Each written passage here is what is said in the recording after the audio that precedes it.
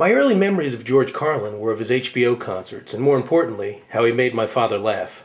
No matter where my dad was or how hard his day was, he would leave the room he was in just to sit in his recliner in front of the TV if George was on. It was great to see my father laugh, and there's a nice passage in George Carlin's last words about how you are more yourself when you do laugh. When George died last year, it was especially shocking to me that such an incredible mind could just cease to exist. It's still odd when something political happens, I no longer hear his take on it. He was an amazing observer of life, with an incredible presence and delivery upon the stage who was fearless when it came to talking about taboo things like religion and the Ten Commandments. The final book came from a series of recordings he'd done with Tony Hendra over a 15-year period that covered his childhood, his stint in the Air Force, his days with Jack Burns, his relationship with his mother, wife, and daughter, the many years of drinking and drugs, and his days on the road, and how he really began to articulate and sharpen his writing and performing as he got older.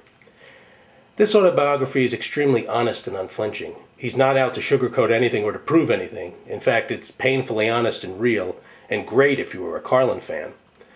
I feel like I had true closure on his passing as I finished reading it, as if he was delivering one last thoughtful, funny, and informative concert.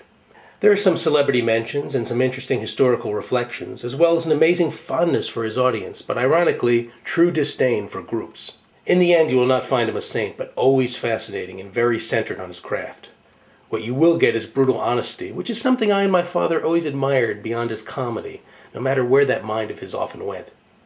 Despite the obvious father connection, I truly grew up with George Carlin.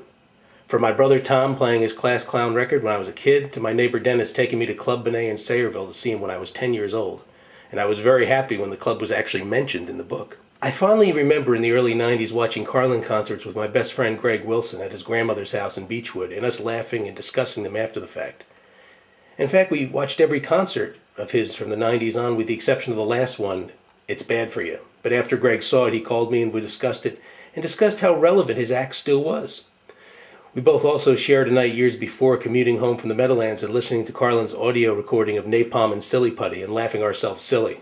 I don't think we'll both ever forget, "An art thief is a man who takes pictures." George Carlin was always interesting, always entertaining, always relevant, as were his last words. Goodbye, George, and I hope you were wrong about there being a heaven.